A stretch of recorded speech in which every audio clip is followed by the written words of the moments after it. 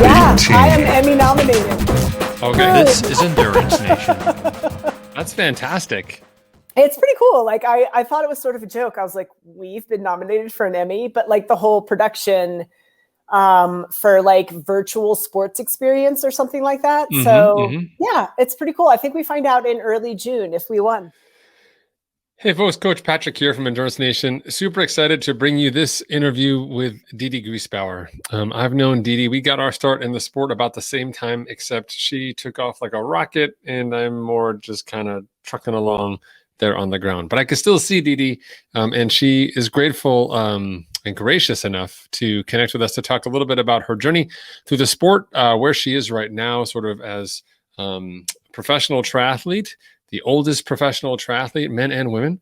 And not just, don't take that the wrong way, because she is hyper competitive, super fast. Our Ultraman world record last year, going back again this year. And we riff on all things from virtual racing to injuries to nutrition with UCAN.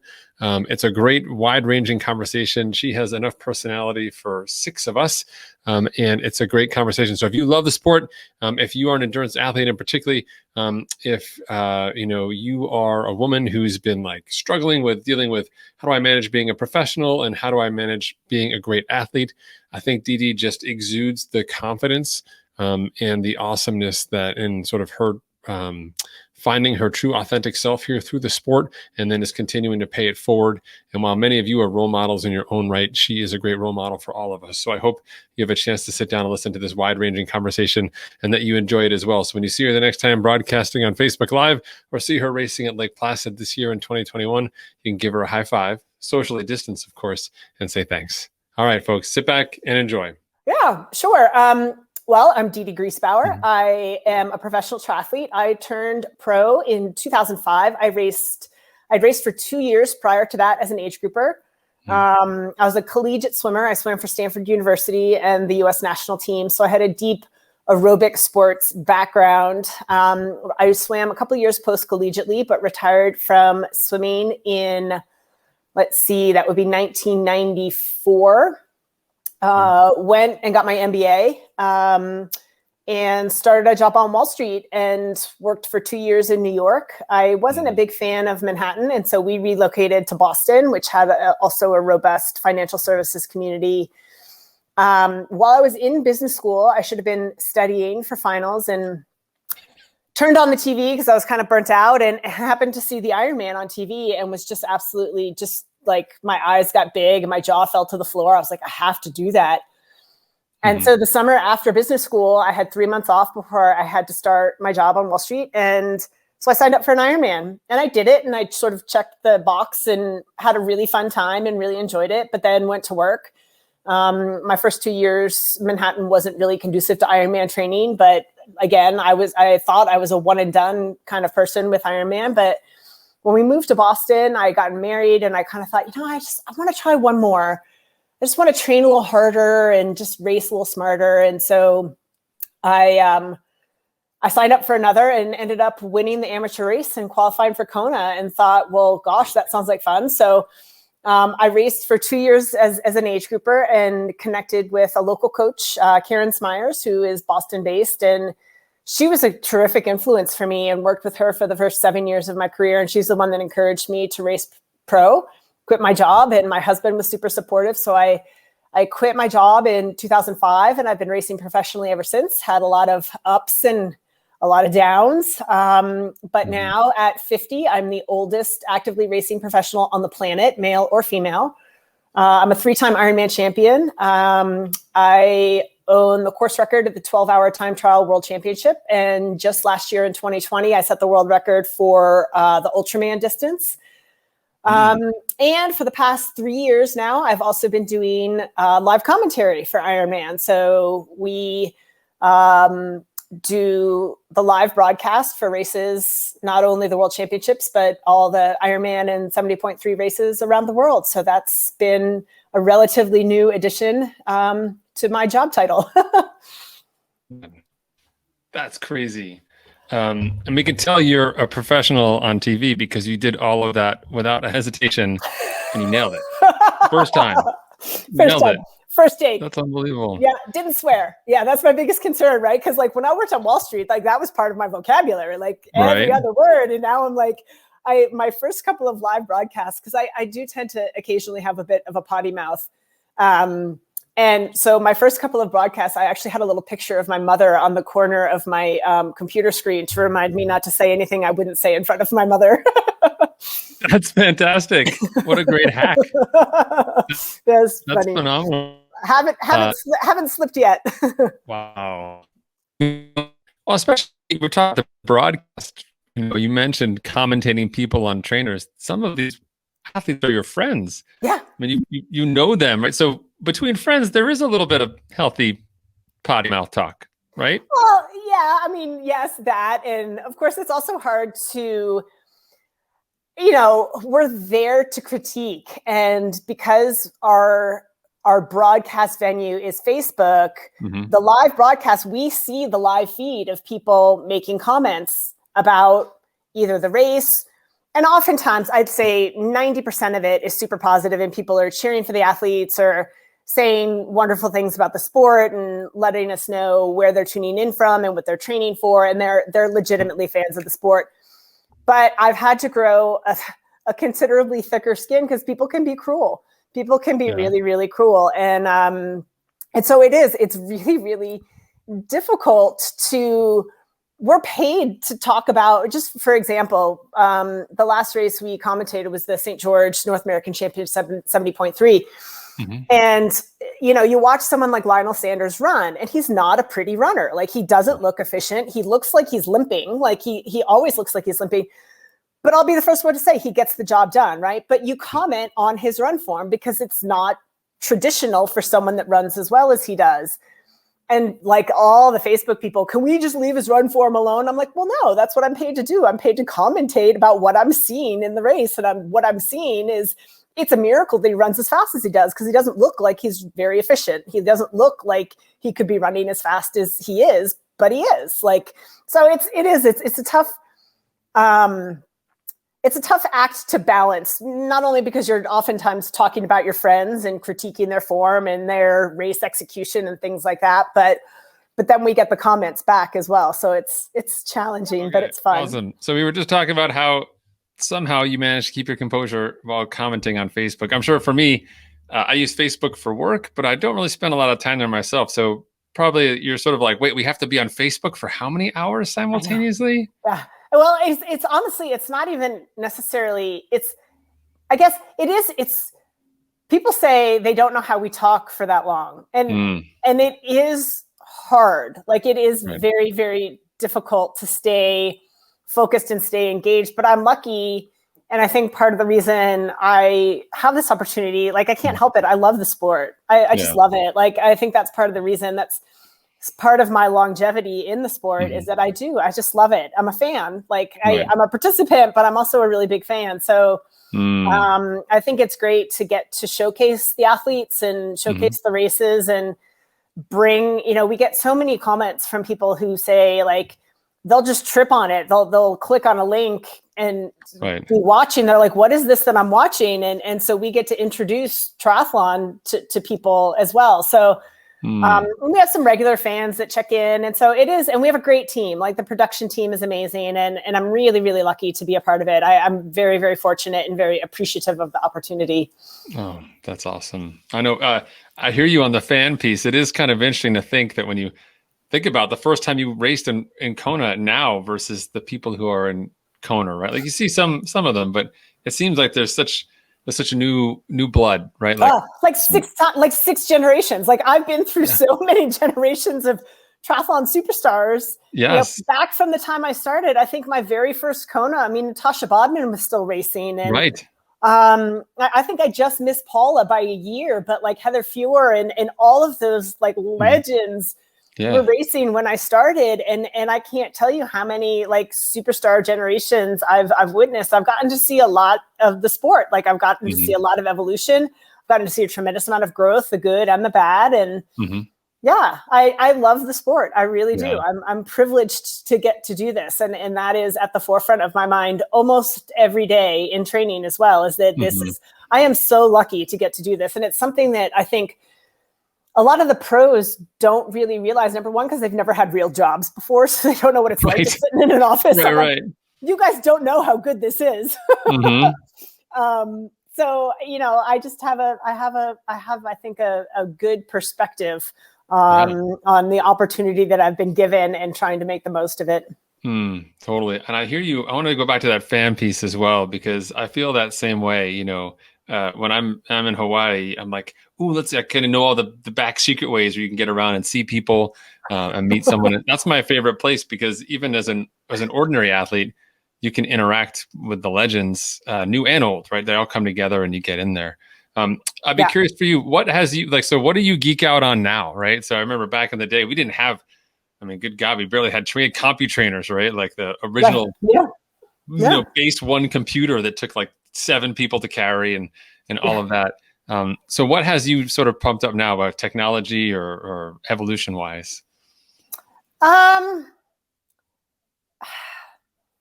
Or are you super old school? Are you like, no way, I still stare at my wall?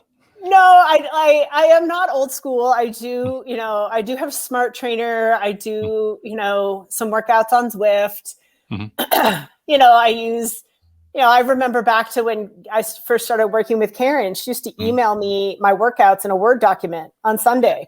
Right? Like, and I'd open the Word document and I'd print it out, and that was my workout. And I literally would print it out and like put it in a binder, and that was my workout, So I do embrace, I think technology is good. I think, it makes us smarter. It gives us more data. I'm very analytical. I think my business school backgrounds, I like numbers. I like data. I find it reassuring. So I'm not that old school like I am. I do like my gadgets and I do like that. I'm not sure social media is awesome. That hasn't been a great addition to the triathlon space, I think, because I was just telling someone this the other day. When I started, right, I lived in Boston, which it wasn't really a triathlon mecca, right? It's New England, and there's like 3 months of the year it's nice outside, and it's a tough place to train. And so I was sort of in this little bubble. I had no idea what other people were doing in their training. And now you've got Strava, and you've got like all of these people posting on their YouTube channels what their training is. And I think it actually can work against an athlete in many ways, because everyone's on their own journey, right? So what's good I train on a squad now, and what other athletes are doing on the squad isn't necessarily what's best for me. But I think social media, causes people to doubt their own journey a little bit. So that's one of the things I don't love is, if you don't post your training on social media, it didn't happen. But for that purpose, I try to stay off of it, because I'm like, I don't care what you guys are doing. I've gotten sucked into it before and it hasn't worked out in my favor. So that part of it isn't awesome. I love the growth of the sport. I continue to work, and it's funny where I'm at in the sport now. Obviously, I'm older, a little bit more senior.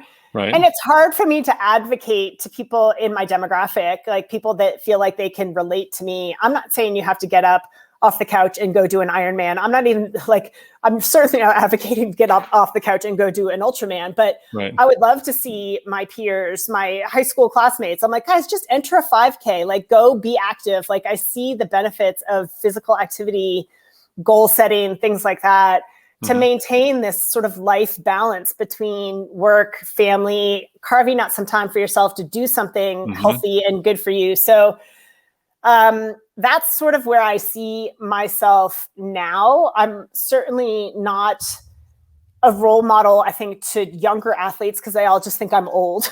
They're like, we don't want to listen to you. What do you know? You're just old. Right.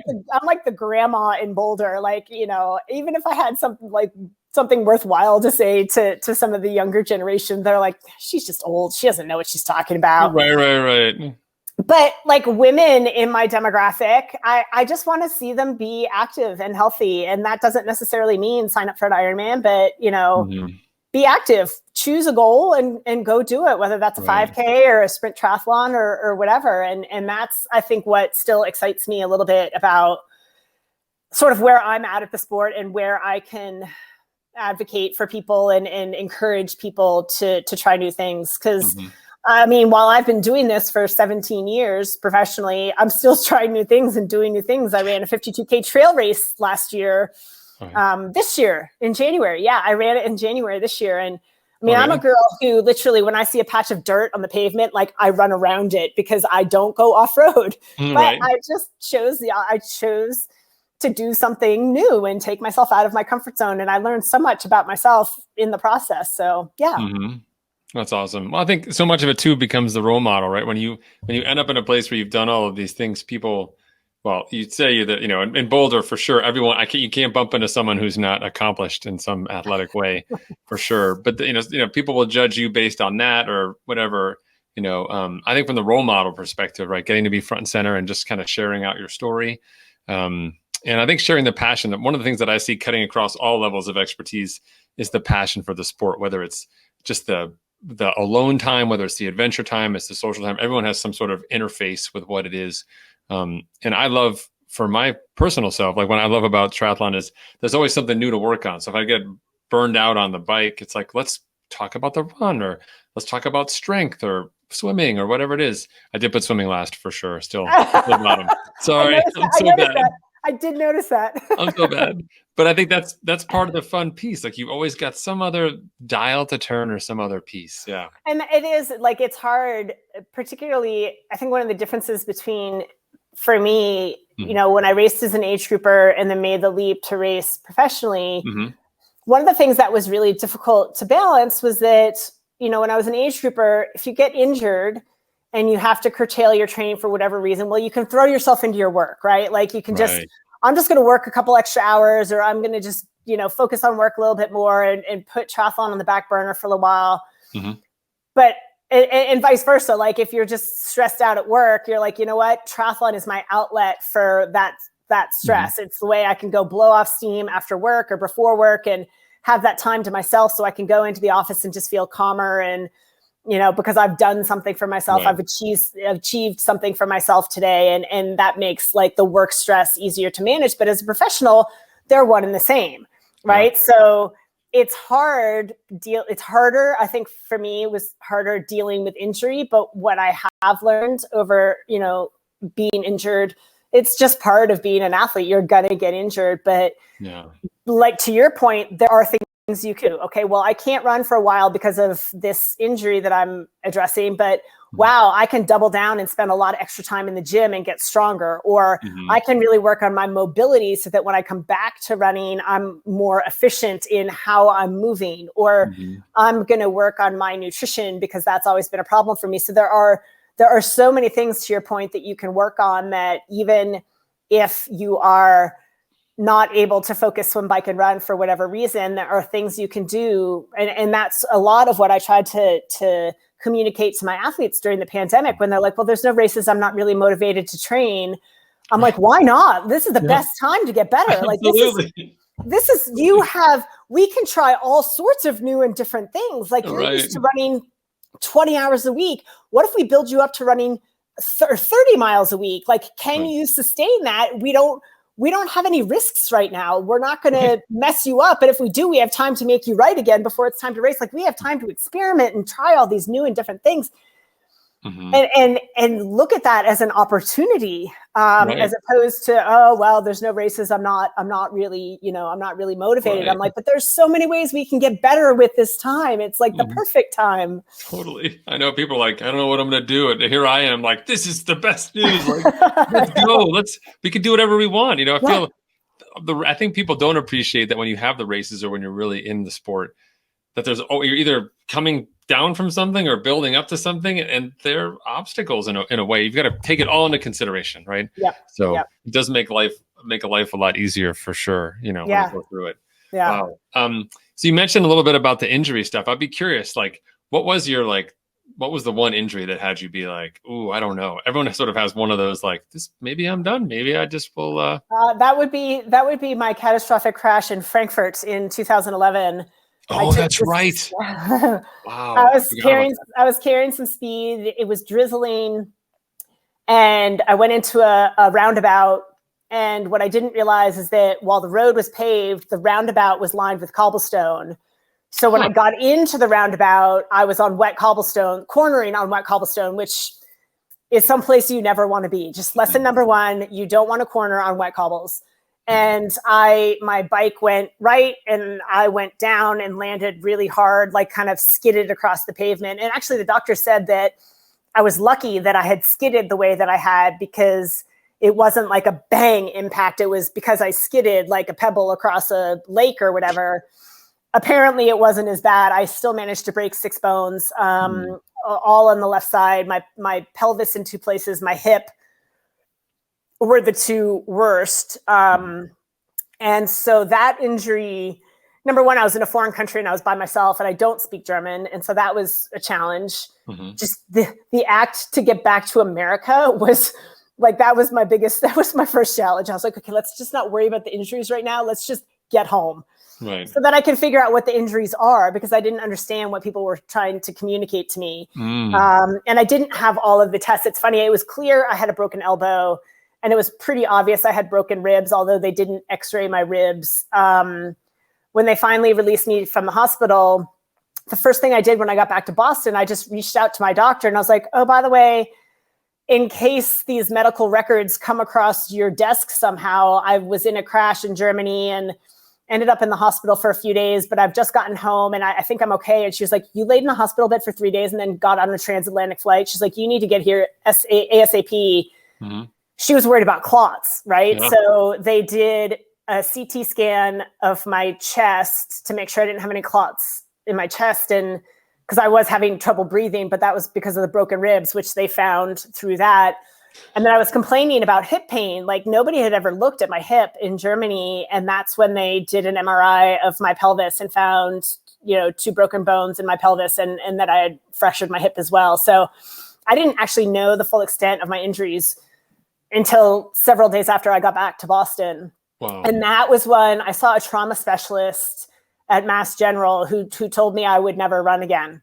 And that was my moment where I was like, oof, like, wow, this is going to be, I remember my first PT session. I was all excited to finally be able to get to do something.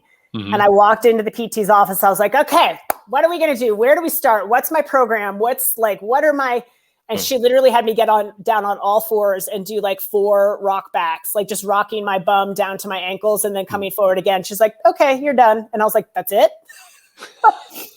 Like that was where I started. That's how low I went, right? Like that's how far I fell. And to rebuild from that, I mean, at that point I was already 41, about to be 41. And so I was already pretty old. And so was like coming back from that, was that going to be possible? And that caused a lot of doubt. And it took about 3 years because I had a number of injuries subsequent to that because I rushed the recovery. I wasn't patient enough with it. And so 6 months after I had sort of come back and started training again, I had a stress fracture, sacral stress fracture, because I had some imbalances. And then like for years after that, I had a lot of like low leg Achilles issues. Again, it's just strength imbalances that took a really long time to correct. Wow. That's low. Like that's so low. I don't even have a number. Like I know it's negative. It's definitely negative. It's so negative. I remember hearing about that. Yeah. It was bad. I literally had to learn to walk properly again. Like I remember this, I was able to swim. And so I swam every day. And I would walk. We lived in the city. We lived in Boston in the South End, and my pool was in Copley Square. So we would walk every day. I would walk every day to the pool. It's like a mile, right? It's not that far. But because I couldn't walk properly, my PT had me walk. I literally walked with a 5-pound weight in my hand to redistribute the weight to trick my brain not to gimp. Oh. And so like I became this lunatic in the South End of Boston, walking around with a dumbbell in my hand, literally for 2 months. Like I was walk back and forth to the pool with a dumbbell in my hand. Is that a lady or a zombie? Like she's dragging her leg and she's carrying something in her hand. Like, what is that? And then I'd leave the gym. They'd be like, she's stealing a 5-pound weight. I'm like, no, this is mine. It's my weight. That's so funny. Just one. Every day I take one 5-pound weight. Like at your house, you've got a mountain of 5-pound dumbbells. I'm a 5-pound weight hoarder. There's a reality TV show waiting with my name on it. Totally. Totally. Oh, that's hysterical. Oh, wow. That's crazy. I think it's so, I mean, hopefully most people don't have such a catastrophic situation, but you're right. I do believe that all of that is part of the journey. And for folks, when they first get injured, their first setback, they do run into that, like, this is, stop, I have to stop. And what I really love about triathletes is they're always finding a way. They're just, like, oh, someone put a wall in front of me. Like, we're going to dig, we'll go around it. We'll do whatever it takes. And that mindset, I think, comes, from sport, like from the practice and doing the different disciplines, but also, folks like you, like people who've just kind of shown the answer is not no, the answer is like, okay, what now? Right. Well, the funny thing is that, and from a very young age, and this is going to sound ridiculous and I don't know, I've never been that talented an athlete. I've never been that talented a student. Like I'm not that special, but I've never been afraid of work. And so honestly, that's why I when I left my job, I did it so willingly, because the one thing I struggled with in my corporate life was office politics, because I didn't know how to outwork that. Like I could work as hard as I wanted, but there was still the political aspect of working in an office. And I just never could figure out a way around that. And so when professional triathlon came up, I was like, oh my God, Ironman, I'm in control. I can work as hard as I can and I'm going to get the rewards for that. So it's that mentality of absolutely, like when there's a will, there's a way. And I'm so used to having to work so hard for everything that show me something that the only thing I have to do is work really hard. And I'm like, great, I got it. Let's do this. Right. Like that I can relate to. I can't relate to the other stuff. Yeah, no, I hear you 100%. Definitely being in the COVID environment where it's all been virtual. I'm such an interpersonal, it's been really hard to sort of navigate though. Like, you get the sort of email and you're like, oh, you used all caps. Like, are you mad at me? Did I do something? Why are you yelling at me? Right. Cool. So now I'm like, that on Zoom, they're not looking at me, And meanwhile, like, my cat's behind me or something, and I'm like, oh, yeah, I hear you. So now we're getting back. We talked about the whole like time in the pandemic and the virtual stuff. Now we're finally getting back, right? I feel like this weekend, right? We've got Tulsa coming up, Chattanooga, right? Like my teammates they're already asking me about picking races for next year. And I'm like, I'm still getting used to races this year. Like, I want to pick races for next year. So I feel like things are kind of coming back. What do you think? Like if you had to pick like a time where you think we'll kind of hit our stride, not from I understand the pandemic perspective, but from the industry and from people getting comfortable, would you have a sense that people are going to be like, just let me back in, I want to race? Or do you think it's still going to take some time? I think it's going to take a bit of time. And I just look at just my local community, even our gym where we train, like now everyone's navigating like to mask or not to mask. Right. And to ask for vaccine, proof of vaccine, or is that like some sort of violation to even ask for it? Right. But I think by the end of this year, I do think we're going to hit our stride in terms of navigating a comfort level. With hopefully enough people being vaccinated so that people feel safe, and with sort of the requirements and what is like, it's funny because the debate, of course, is it okay to ask someone to provide proof of vaccination? And I know that some race communities are requiring that, right? They want to make sure that all the people that are coming to visit their small town are vaccinated so that the risk to the local community is minimized. Right. But is it appropriate to ask for that? And people get all up in arms. It's none of your business. It's my health record. It's my privacy. And I'm like, wait a minute. I was like, did any of you go to public school? Like, didn't we all have to provide proof of like measles, mumps, rubella? Like kids in college today have to have a meningitis vaccine. Like you have to provide vaccination to be included in certain communities in part of society. And how is this any different? And I know that it is, and I certainly don't want to get into the politics behind that. But Right. I think that's the struggle we're in now, is navigating what is okay in that regard. And once we establish those kind of norms, which I feel like we'll do throughout the summer, and I think by the fall, I think things are probably going to be pretty normal. Again, America is different because other countries are still catching up with vaccination. So worldwide, when are we going to be normal? Probably the middle of next year. Yeah. I mean, that's the thing, is that what feels so normal for us now, right? It's funny, here in Boulder, there's a couple of Kiwi off-road athletes, Sam Osborne and Sam, what's her name? They're a couple, and they're both named Sam. Oh. And they're here. It's easy. You don't forget their name. Yeah. They're here from New Zealand, and they're so funny because they're like, when do we have to wear, when we go to the store, we have to wear a mask.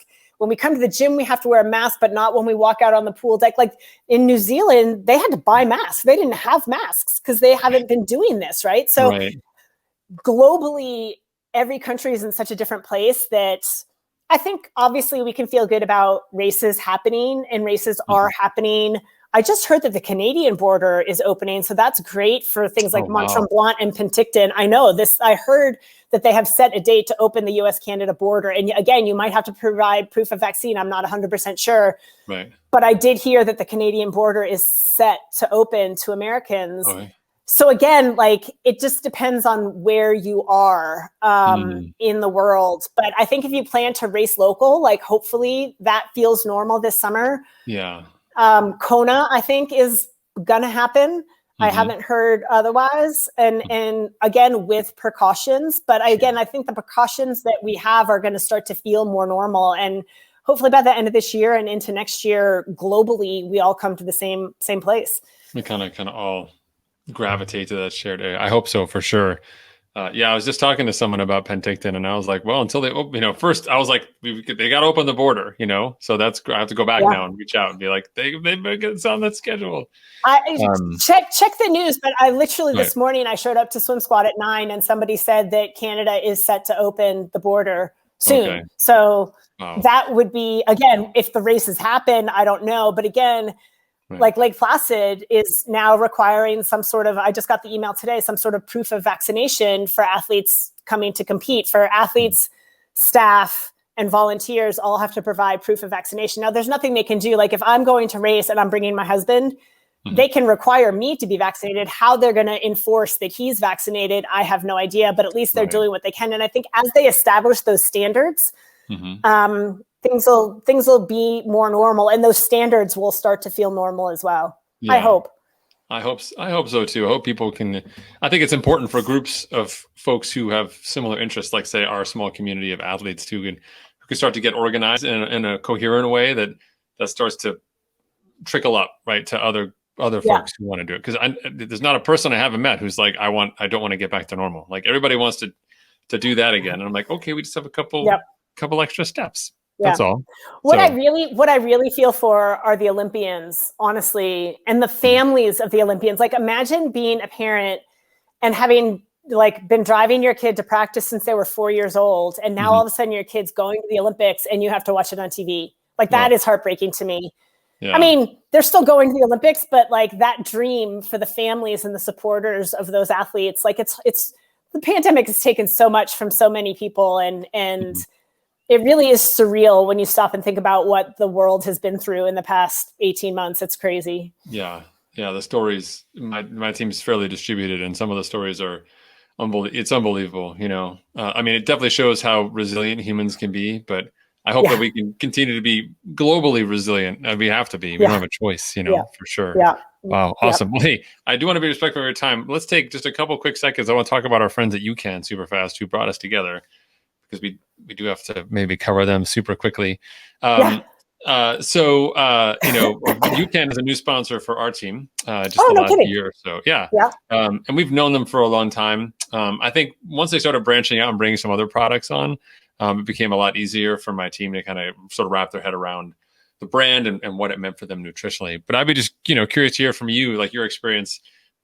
What's the stuff that you like to use? Are you just like the drink mix? Or are you like, no, I'm only the bars. That's all I want. Or their almond butter is awesome, but I haven't tried the almond butter yet. Okay. I knew of UCAN because I trained with Tim O'Donnell, right? He's on my squad. Oh, yeah. So I knew of UCAN. I had never tried it. Mm-hmm. And I went to Ultraman last January 2020. And I had it's hard to say I didn't have like a fantastic day or 3 days or experience. I mean, I set the world record by 1 hour and 20 minutes. Like you can't walk away from that and be like, oh, well, but you do learn, right? And my nutrition, it's complicated, and something your athletes will relate to. It's complicated to get your nutrition right for even a sprint or an Olympic or certainly a half, definitely a full.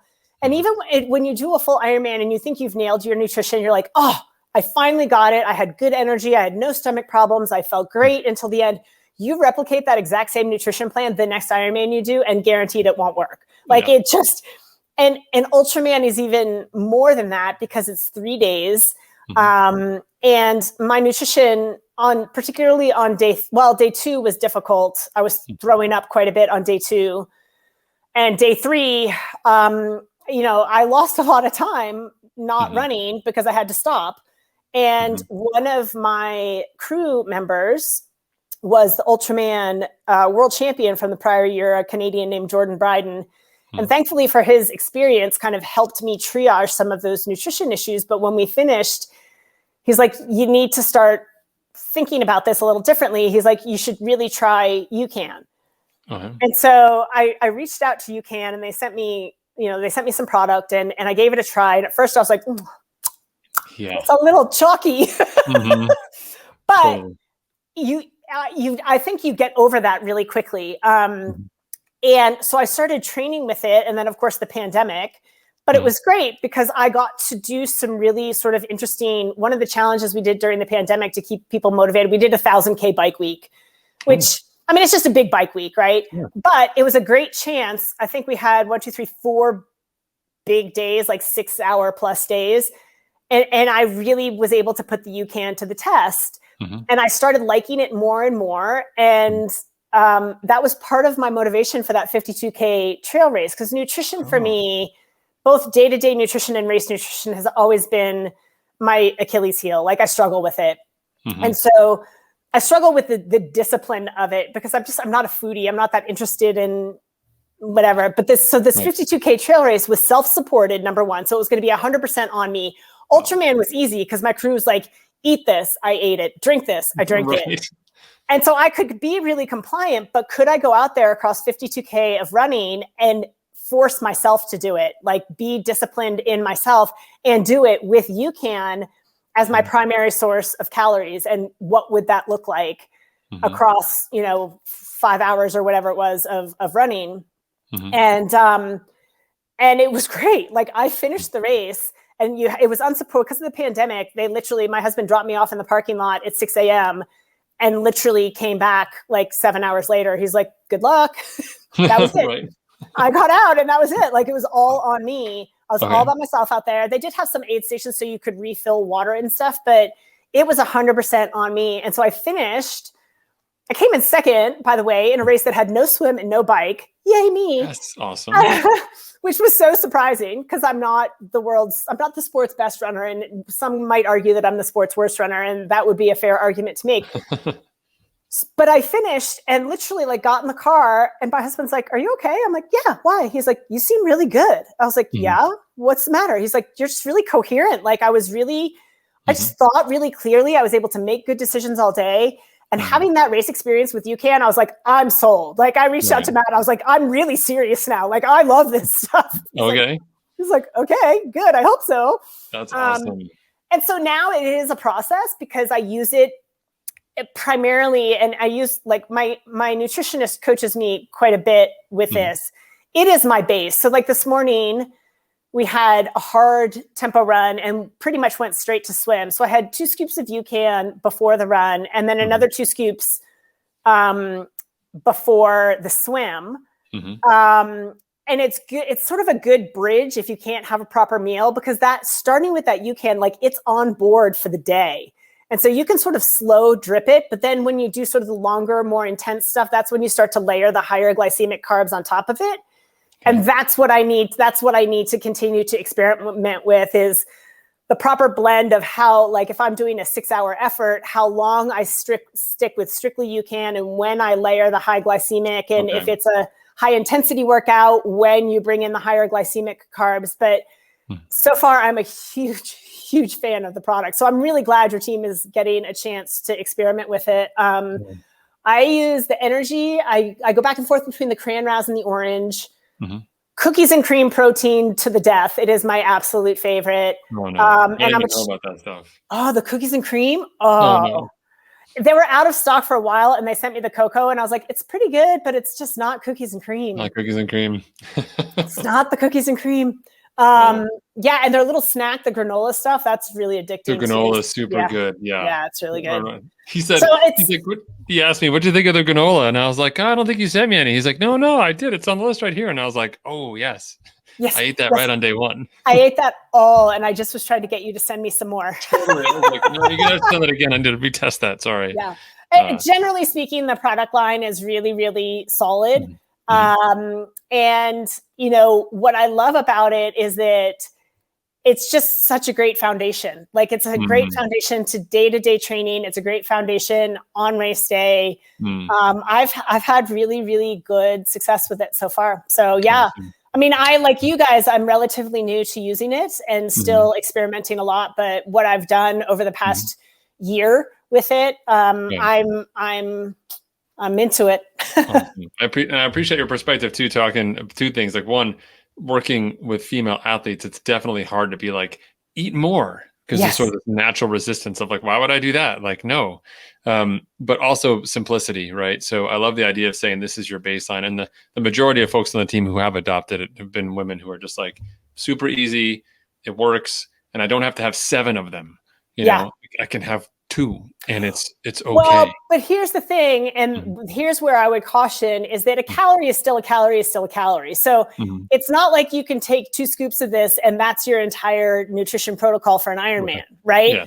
But for your training, it does help. Like, in between my run and my swim this morning, I had 35 minutes. I don't have time for a proper meal. But I can take some UCAN and this sort of the sustained energy it provides to get me through my 6K swim workout until I can get home and get a proper meal, I think is invaluable. Like, I think it's incredible. It's really, really good. And then in your longer days and your longer efforts, then it's a matter of figuring out that balance between using the UCAN as the foundation and then layering the higher glycemic things on top of it for ultimate success. Yeah. Totally. I think one of the things that most athletes struggle with is they're so crappy with nutrition all week. Yeah. They get to the weekend, they say, no, I brought all this food with me. I should be fine, and they're not used to eating it. But they're carrying all their workouts have just been going downhill to Friday. So even being able to solve for some of that, makes life so much better, right? We just get better quality across the board. Yeah, no, absolutely. Awesome. Yeah. Cool. Very good. Good stuff. Awesome. Hey, I could probably talk to you forever. I can't believe it's been this long since we caught up. Next time, I'm just going to jump on your broadcast. I know. Seriously. It's me. Hey. Yeah. Hey. Yeah.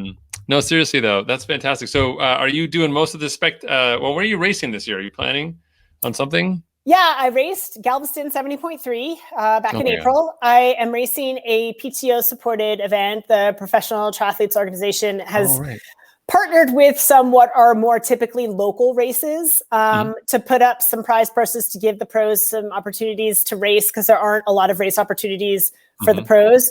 So I'm actually racing a PTO supported event in Arizona in 2 weeks.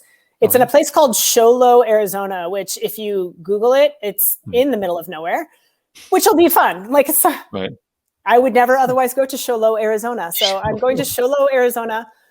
And then I'm racing Ironman Lake Placid. Yeah, I'll be in Lake Placid. Awesome.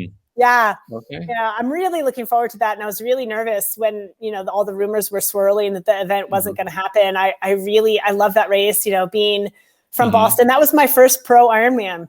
And so I'm sort of nostalgic about it, and I love the town and I love the race. And so I'll be racing Ironman Lake Placid. And then I plan to, if this aging body holds together, go take a crack at Ultraman Worlds in November on the Big Island. Yeah. Oh, wow.